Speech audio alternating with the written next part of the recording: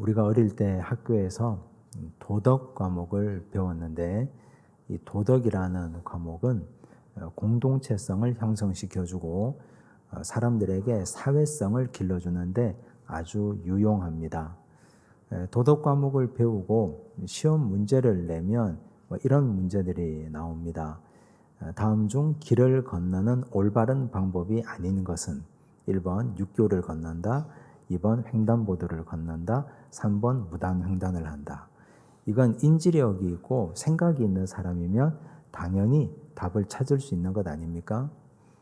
할머니가 무거운 짐을 이고 걸어가고 있으면 도와줘야 되는가 아니면 그냥 지나쳐야 되는가 이런 식의 문제도 나옵니다. 그래서 이렇게 도덕 교육을 받으면 삶의 기준이 생기고 방향이 생깁니다.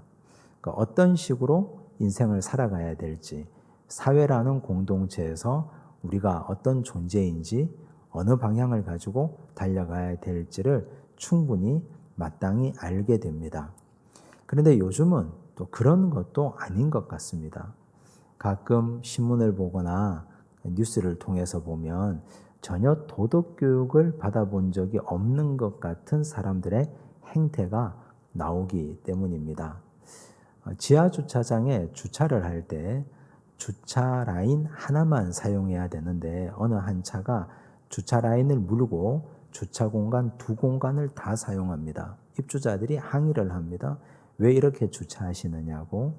근데 그분은 말합니다. 내 차가 외제차라서 넓은 공간이 필요해서 두 곳을 꼭 사용해야 된다고. 죄책감도 없고 미안함도 없고 염치도 없고 남들에게 폐를 끼친다는 생각조차 아예 없습니다. 도덕교육을 받아본 적이 없는 것 같은 사람들입니다. 지하철이나 버스나 공공시설에서 어떻게 행동해야 될지를 전혀 모르고 남들에게 폐를 끼치는지도 모르고 행동하는 사람들이 많이 있습니다. 왜 이렇게 된 걸까? 18세기의 철학자인 독일의 칸트라는 사람은 이런 말을 했습니다. 내 의지의 준칙이 보편적 입법의 원리에 타당하도록 행동하라. 이 말은 우리가 행동하는 모든 기준은 보편적이어야 된다는 뜻입니다. 보편성의 기준을 어디에 둘 거냐? 칸트의 말에 의하면 그 기준은 도덕이요 법이라고 했습니다. 그런데 사실 요즘 도덕이 무너지고 법이 무너진 사회라면 요즘은 자기 행동의 기준을 자기 좋은 것에 둡니다. 내가 기분 좋으면 그만이고 내가 하기 싫으면 안 해버리는 겁니다. 그래서 기준도 도덕도 법도 무너진 사회가 되었다고 말합니다. 이런 사회를 살아가는 우리 그리스도인들은 어떤 마음으로 살아가야 될까? 믿음의 사람들은 도덕이나 법보다도 우선하는 것이 있는데 그게 바로 하나님의 말씀 아닙니까? 도덕이나 법보다 훨씬 더 강력하고 믿음의 사람들이 절대 기준으로 붙잡고 살아가야 되는 것, 그건 바로 하나님의 영원한 말씀인 줄로 믿습니다. 오늘 우리가 읽은 말씀을 보면 야곱의 넷째 아들 유다의 말이 나옵니다. 유다가 이렇게 말합니다. 무엇이 유익할까? 형제인 요셉을 죽여서 없애버리는 것과 형제를 팔아서 돈을 얻는 것 중에 과연 무엇이 유익할까? 그리고 미디안 상인들 입장에서는 인신매매 현장에서 이 사람을 사서 팔아 넘기는 것과 그리고 이 인신매매 범죄 현장을 고발하는 것 중에 무엇이 유익할까? 오늘 우리는 이들의 삶을 보고 이들의 선택을 보고 우리는 과연 어떤 유익한 점을 쫓아 살고 있는지 우리 스스로의 유익의 기준을 함께 생각해 보려고 합니다. 요셉의 형제들, 야곱의 아들들은 요셉을 죽이기로 결정합니다. 구체적으로 계획을 세웠습니다. 그런데 르우벤은 이 아이를 살렸다가 아버지에게 돌려보내주려고 합니다.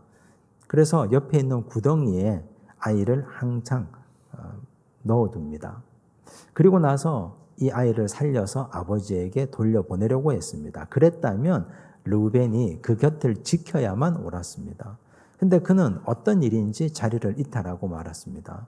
르우벤이 자리를 비운 사이 멀리서 장사꾼들이 향품을 싣고 유향과 모략을 싣고 이집트로 내려가는 일단의 무리가 다가옵니다.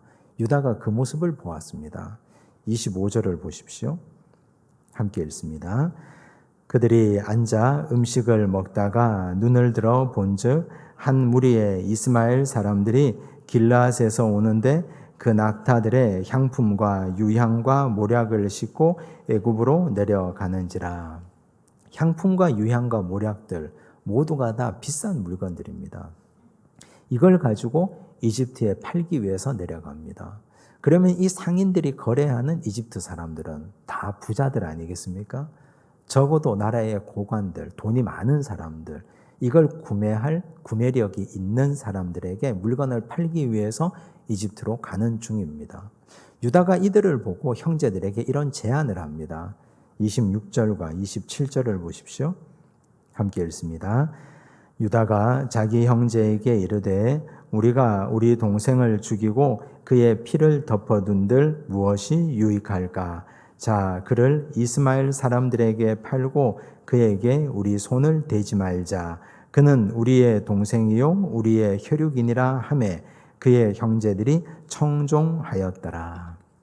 청종하였더라 라는 말이 나오는데 유다의 형제들이 유다의 제안을 청종했습니다. 구약 성경에 보면 이 청종이라는 말은 하나님의 말씀을 들은 사람들이 듣고 따르고 순종하는 것을 의미합니다. 그만큼 유다의 형제들은 유다의 말을 그대로 옳다고 생각하고 하나님 말씀처럼 따랐다는 말입니다. 전적으로 동의했다는 뜻입니다. 유다가 이렇게 말한 까닭이 있을 것 아닙니까? 우리가 그를 죽여서 피를 흘리는 것과 팔아서 돈을 채우는 것 중에 무엇이 유익하겠는가? 유다가 이렇게 말한 이유, 유다의 입장에서 한번 생각해 보십시오. 유다 입장에서 생각해 보면 지금이 적극적으로 일해야 될 기회입니다. 왜냐하면 아버지 야곱은 첫째 아들 르우벤을 장남으로 인정하지 않습니다. 르우벤은 아버지의 침상을 더럽혔습니다. 비라와 동침하고 아버지의 침상을 더럽힌 자, 그가 바로 르우벤입니다. 그는 그것 때문에 장남의 자리를 잃게 됩니다. 아버지가 그를 사람 취급하지 않습니다. 둘째 아들 시므온과 셋째 아들 레위는 또 어떻습니까? 그들이 세겜 사람들을 살육해 버렸지 않습니까? 할례 언약으로 죄악을 맺고 3일째 되던 날 쳐들어가서 그들을 다 칼로 죽여버렸습니다. 그것 때문에 그 가정에 위기가 왔고 세겜에 더 이상 살 수 없어서 세겜을 포기하게 됩니다. 야곱은 그것 때문에 둘째 아들과 셋째 아들도 신뢰하지 않습니다. 지금 장자권은 요셉에게 있습니다. 요셉만 없어지면, 요셉만 그들의 눈에서 치워버리고 나면 논리적으로 생각해 보면 순서상 따져보면 유다가 그 다음 장자권을 가져갈 자격이 되는 사람입니다. 그 당시 법에 의하면 장자에게는 형제들 모든 재산, 아버지 재산의 50%를 주게 됩니다. 그래서 유다는 여기서 적극적으로 행동하는 겁니다. 적어도 요셉만 없어지고 나면 이 장자권은 나에게 오지 않을까. 베냐민은 너무 어리고. 그래서 그는 이렇게 적극적으로 활동하는데 죽이는 것은 마음의 거리낌이 있습니다. 손에 피를 묻히고 그를 없애버리는 것, 얼마든지 할 수 있는 일이지만 평생 죄책감을 안고 가지고 살아가야 됩니다. 그래서 형제들에게 그런 것보다 팔아치우는 것이 낫지 않겠느냐. 형제들 입장에서 한번 생각해 보십시오. 형제들은 요셉이 눈에 가시입니다. 맨날 꿈을 꿉니다. 채색 옷을 입고 자기들을 감시합니다. 쳐다보기도 싫습니다. 없애버리고 싶은데 죽이려니 마음의 가책이 됩니다. 역시 같은 마음으로 좀 없어져 줬으면 좋겠는데 돈까지 생긴다니 일석이조입니다. 그래서 적극적으로 동의한 것입니다. 이들의 가치는 실리주의였습니다. 실용성의 가치입니다.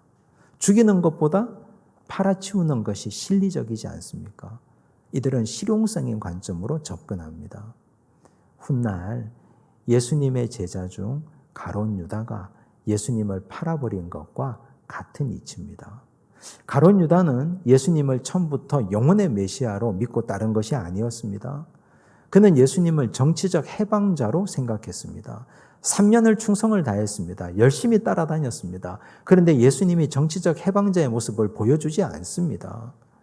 예수께서 정치적 해방자로 우리를 건져주실 거라고 생각했는데 마지막 희망까지 사라졌습니다. 예루살렘 성에 입성하셨습니다. 그런데 예수님은 그냥 십자가 지고 죽겠다고 말씀하십니다. 유다 입장에서 생각해 보니까 본전 생각이 나는 겁니다. 내 젊은 청춘 3년을 다 바쳤는데 어차피 가만히 두어도 예수님은 십자가에 달려 죽을 거라면 그러면 내가 이분을 넘겨서 은 30이라도 얻는 것이 좋겠다. 그들 마음속에, 그의 마음속에는 실리주의가 꿈틀거리고 실용성이 막 움직이고 계산이 돌아갑니다. 마태복음 26장 48절과 49절을 보십시오. 함께 읽습니다. 예수를 파는 자가 그들에게 군호를 짜 이르되 내가 입맞추는 자가 그이니 그를 잡으라 한지라. 곧 예수께 나와 랍비여 안녕하시옵니까 하고 입을 맞추니 이렇게 비열한 입맞춤으로 예수님을 넘깁니다. 은 30을 얻고 자신의 3년의 삶을 보상받습니다. 가룟 유다나 야곱의 넷째 아들 유다나 이 부분에서 너무나 비슷하지 않습니까? 이들을 관통하는 키워드는 실용성입니다. 여러분 오늘 이 시대 실용적이라는 말이 어떤 의미로 들리십니까? 누군가에게 당신은 참 실리적인 사람입니다. 당신은 참 실용적입니다. 라고 말하면 그건 칭찬입니다. 오늘 이 시대는 당신은 참 지혜롭습니다. 라는 말과 통하기 때문에 그렇습니다. 그런데 신앙생활에 이걸 한번 적용시켜 보십시오. 믿음 생활하는 사람들, 하나님의 교회에다가 한번 적용시켜 보십시오. 하나님의 교회와 재리에 밟고 손해보려 하지 않으려 하고 한 푼도 손해보지 않고 모든 걸 다 사사건건 다 이익을 취하려고 한다면 우리는 그 교회를 정상적인 교회라고 보겠습니까? 믿음 생활이라고 하는 것이 어떻게 실리만 따지고 살아갈 수 있겠습니까? 실용적인 가치가 하나님 나라의 제1번 가치입니까? 그러지 않을 때가 너무 많지 않습니까? 하루는 어느 한 부자 청년이 예수님께 나와서 영생에 대해서 질문합니다. 주여, 영생을 얻으려면 어떻게 해야 됩니까? 예수께서 묻습니다. 너 율법은 다 지키느냐? 그렇습니다. 저는 어려서부터 율법은 열심히 지켰습니다. 그렇다면 너 있는 것 다 팔아서 가난한 자들에게 주고 너는 나를 따르라. 이 사람은 부자입니다. 있는 거 다 팔아 가난한 자들에게 주면 남는 것이 없지 않습니까? 이 사람은 유대인의 관원입니다. 예수님 따라가면 관직을 내려놔야 됩니다. 이 사람은 젊은 청년입니다. 예수님 따라가면 청춘도 포기해야 됩니다. 예수님의 말씀이 비실용적이지 않습니까? 실용성의 관점에서 본다면 예수님의 말씀을 수용할 수가 없습니다. 이 청년도 역시 그랬습니다. 그래서 이 청년은 근심하며 돌아갔더라고 했습니다. 예수님의 말씀, 어떻게 이걸 수용할 수 있습니까? 전혀 실리적이지 않은데, 수지타산이 맞지 않는데, 영생은 눈에 보이지 않는 것인데, 죽어봐야 아는 것인데, 죽어봐야 아는 눈에 보이지 않는 영생을 얻기 위해서 눈에 보이는 가장 확실한 물질과 권력과 젊음을 바치는 것, 계산이 맞지 않는 겁니다. 그래서 그는 근심하며 돌아갑니다. 예수님이 이렇게 말씀하신 것은 하늘 아버지도 역시 이와 같기 때문입니다. 우리 하나님의 성품을 가장 잘 나타내는 누가복음 15장 탕자의 비유를 한번 생각해 보십시오. 둘째 아들 탕자가 자기가 아버지 돌아가시면 받을 유산을 먼저 받아서 먼 나라로 가서 다 써버렸습니다. 탕진해버렸습니다. 거지가 됩니다. 돼지가 먹는 쥐염 열매를 먹습니다. 그래서 너무 집이 생각나서 집으로 돌아옵니다. 아버지가 이 아들을 어떻게 맞이합니까? 살찐 송아지를 잡았습니다. 잔치를 열었습니다. 좋은 옷을 입혔습니다. 손에 가락지를 끼웠습니다. 수지타산으로 생각해보면, 실리적으로 생각해보면 아버지가 정신 나간 사람입니다. 아버지가 이치에 밟고 재리에 밟고 한 푼도 손해보지 않는 사람이었다면 이 아들에게 말해야 됩니다. 너 나에게서 얻어간 재산이 얼만데 이거 다 갚을 때까지 한 푼도 없고 밥만 먹여줄 테니 여기서 일하라고. 몇 년 동안 일하면 얼마를 갚을 수 있을 거라고. 아버지가 그렇게 말해야 됩니다. 그런데 이 아버지는 그렇게 말한 적이 없습니다. 아버지 입장에서 보면 아들이 건강하게 돌아와 준 것만 해도 그게 감사한 겁니다. 하나님 아버지가 실용적입니까? 이치에 밝은 분입니까?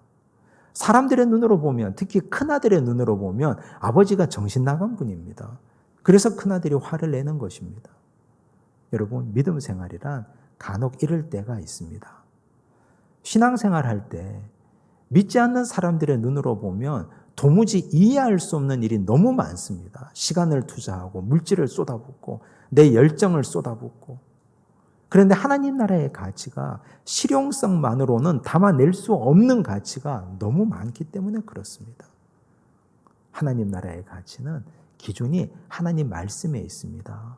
하나님 아버지의 마음을 우리가 깨달아 알고 그 마음을 가지고 살아내야, 그래야 하나님께서 기뻐하시는 것이 됩니다.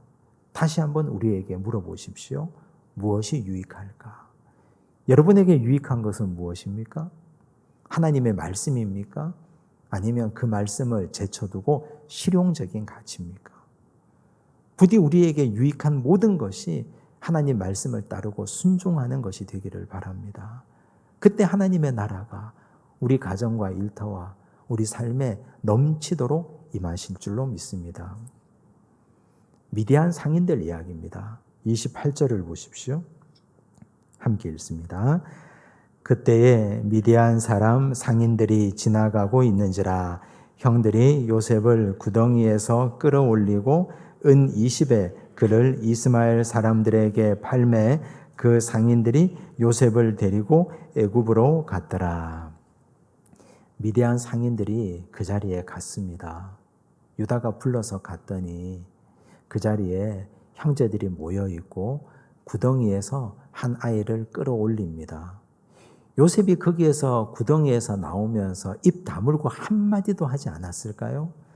아마 요셉이 난리쳤을 겁니다. 소리 질렀을 겁니다. 형들의 이름을 부르면서 나를 살려달라고, 내가 뭘 잘못했는지 알려달라고, 아버지 집에 가서 한마디도 하지 않을 테니 나를 살려달라고, 이렇게 나한테 하지 말라고. 그가 얼마나 많이 울고 부르짖고 형들에게 빌었겠습니까? 미디안 상인들이 딱 보면 이건 범죄 현장입니다. 그냥 보면 아는 범죄 현장 아닙니까? 인신매매의 현장입니다. 형제들이 공모해서 한 아이를 팔아치우는 현장입니다. 그런데 미디안 상인들은 거기에 개입하지 않습니다. 미디안 상인들은 한 발짝 뒤로 물러서 있습니다. 아무 말도 하지 않습니다. 그냥 은 20을 주고 이 아이를 사갑니다. 그 당시 노예 한 사람의 매매가가 은 20입니다. 은 20은 그 당시 건장한 남자의 3년 품삯에 해당합니다. 아주 단순하게 일반적으로 한번 계산해 보면 일용직 근로자가 오늘 이 시대에 그냥 하루 걸러 하루 일한다고 치고 1년 동안 벌어들일 수 있는 수입이 5천만 원이라고 한다면 3년치 연봉은 1억 5천 아닙니까? 그걸 10명의 형제들이 나누면 한 사람당 약 1,500만 원 정도 돌아가는 돈입니다. 동생을 팔아치워서 1인당 1,500만 원 정도의 수입을 가져갑니다. 근데 은 20을 주고 이 아이를 사가는 미디안 상인들은 이집트 부자들에게 이 아이를 훨씬 더 비싼 값으로 팔지 않겠습니까? 조건이 좋지 않습니까? 17세의 소년입니다. 그는 건강합니다. 아픈 데도 없습니다. 그리고 집도 멀리 떨어져 있습니다. 도망갈 수도 없습니다. 딸린 식구도 없습니다. 훨씬 더 비싼 가격에 이집트 부자들에게 팔아넘길 생각을 하고 미디안 상인들은 일절 개입하지 않습니다. 형제들의 분쟁에. 여러분, 이 상황을 어떻게 생각하십니까? 미디안 상인들 입장에서 유익한 것은 물질입니까? 생명입니까?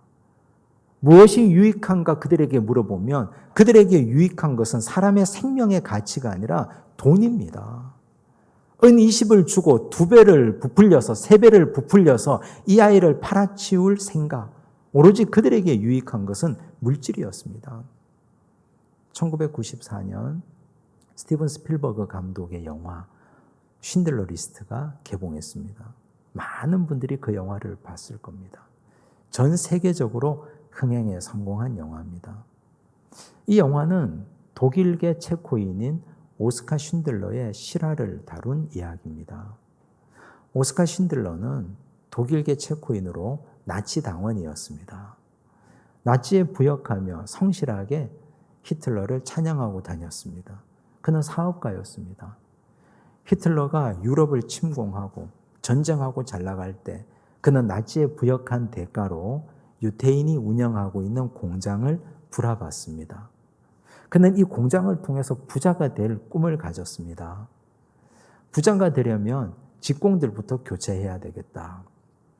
지금 여기에 일하고 있는 사람들을 다 내보내고 노동력이 싼 유태인들을 고용해야 되겠다 생각했습니다. 그래서 유태인들을 대거 고용합니다. 그리고 그들을 학대합니다. 그들에게 갖은 모욕을 줍니다. 그리고 돈을 벌어갑니다. 그런데 시간이 지나면서 이상한 소문이 들리기 시작합니다. 히틀러가 유태인들을 학살한다는 소문이, 수용소에 가두고 생체 실험을 한다는 소문이 들립니다. 확인해 봤더니 진짜입니다. 이제 시간이 지나면 우리 공장에 있는 이 직공들도 데려가서 그들을 실험의 대상으로 삼고 죽일 겁니다. 그때부터 그는 걱정이 됩니다. 고뇌에 빠집니다. 그리고 결심합니다. 큰 돈을 들여서 자기 고향에 공장을 짓습니다. 그리고 한 사람 한 사람씩 몰래 저녁에 이주시킵니다. 자기 공장의 유태인들을. 그러다가 독일 고위 관료에게 발각됩니다. 그걸 무마하기 위해서 뇌물을 줍니다. 한 사람 한 사람을 이주시키는데 이주 비용이 듭니다. 심지어는 아우슈비츠의 죽음 직전까지 갔던 150명의 직공들도 구사일생으로 그들을 건져오는데 많은 돈을 들였습니다. 모든 돈을, 전 재산을 거기에 다 써버렸습니다. 그렇게 해서 건진 사람이 약 1200여 명입니다. 그리고 전쟁이 끝났습니다. 그가 나치 당원이었다는 이유로 전 재산을 몰수당하고 공장도 빼앗겼습니다. 그리고 그는 수배령이 떨어집니다. 수배를 피해서 아르헨티나까지 도주합니다. 정상적인 절차를 거쳐서 그는 복권되고 다시 독일로 돌아옵니다. 그런데 암에 걸렸습니다. 돌봐줄 가족도 아무도 없고 병원 갈 돈도 없습니다. 그때 유태인 보호위원회에서 그의 노후를 돌봐주고 그를 책임져 줍니다. 1974년 오스카 쉰들러는 세상을 떠납니다. 그의 유해는 이스라엘 예루살렘 시온산에 안치됩니다. 나치 당원으로는 유일하게 시온산 예루살렘에 안치된 사람이 오스카 쉰들러였습니다. 사실 쉰들러 입장에서 한번 생각해 보시면 그는 여기 미디안 상인들과 같은 입장 아닙니까? 발을 빼면 그만입니다. 모른 척하면 그만입니다. 나는 그냥 공장을 운영하는 주인이지 이 사람들 생명과는 나는 하등의 상관이 없는 사람 아닙니까? 거기에 왜 마음을 씁니까? 나와 무슨 상관이 있다고? 그가 왜 자기 돈을 들이고 목숨을 걸고 그 일을 하는 겁니까? 그냥 히틀러가 명령했기 때문에 끌려가게 내버려 두면 됩니다. 그러면 자기도 편하고 돈도 많이 벌었을 겁니다. 그런데 그는 그럴 수가 없었습니다. 무엇이 유익하냐는 질문 앞에서, 물질이냐 사람의 생명이냐는 가치 앞에서 그는 물질을 택하지 않고 사람의 생명을 살리는 걸 택했습니다. 그가 비록 거덜나고 빈털터리가 되고 거지가 된다 하더라도, 아무것도 가진 것이 없다 하더라도 그는 후회하지 않는 생명 사랑의 가치를 가지고 살았습니다. 사회적 약자를 위해서. 오늘 이 교회는, 이 시대 믿음의 백성들은 어떤 일을 하고 있습니까? 나와 상관없는 일이라고 생각하고 이 시대 고통받는 사람들, 연약한 사람들, 그리고 억압받는 사람들, 그런 사람들에게 우리는 전혀 관심이 없지는 않습니까? 기원전 8세기 아모스 선지자가 그 시대의 악한 위정자들, 종교 지도자들을 향해서 이렇게 외칩니다. 아모스 6장 4절에서 6절을 보십시오. 함께 읽습니다. 상하상에 누우며 침상에서 기지개 켜며 양떼에서 어린 양과 우리에서 송아지를 잡아서 먹고 비파 소리에 맞추어 노래를 지절거리며 다윗처럼 자기를 위하여 악기를 제조하며 대접으로 포도주를 마시며 귀한 기름을 몸에 바르면서 요셉의 환난에 대하여는 근심하지 아니하는 자로다. 그 시대의 위정자들, 정치 지도자들, 종교 지도자들 할 것 없이 상하상에 누워서 일어나고 잠들고 기지개를 켭니다. 고기가 입으로 들어가고 포도주를 대접으로 마시고 몸에는 기름칠을 합니다. 자기를 위하여 악기를 만들고 연주합니다. 그런데 요셉의 환난에 대해서는 근심하지 않습니다. 관심이 없습니다. 요셉의 환난이 의미하는 것이 무엇입니까? 이들처럼 형제들에게 핍박받는 사람, 육체의 고난을 겪는 사람, 가난한 사람, 병든 사람, 우리 형제의 고통에 대해서는 관심이 없는 자들을 아모스가 고발하고 있지 않습니까? 오늘 우리는 그런 고발에서 자유롭겠습니까? 우리가 생각하는 이 물질의 가치, 나 혼자 잘 먹고 잘 살면 된다는 이 물질주의의 가치가 생명 존중의 가치를 압도하는 시대를 우리가 살고 있지 않습니까? 믿음의 백성들, 무엇이 유익하냐고 묻는다면, 우리가 적어도 성도라면, 우리가 하나님의 백성이라면, 하나님 제가 가진 물질보다 죽어가는 한 사람 살리는 것이 더 소중합니다. 이렇게 말하고 행동할 수 있어야 됩니다. 그게 교회이고 그게 성도입니다. 하나님께서는 오늘 우리에게 질문합니다. 너는 진리를 쫓고 실용성을 쫓아가는 사람이냐? 아니면 영원한 진리의 말씀인 하나님의 말씀을 따르는 사람이냐? 너는 물질을 따르는 사람이냐? 너는 생명을 존중하는 사람이냐? 이 질문 앞에 우리의 절대 기준이 하나님의 말씀이라고 고백하시기 바랍니다. 그 고백 위에 우리는 믿음의 집을 든든하게 세워나갈 겁니다. 기도하겠습니다.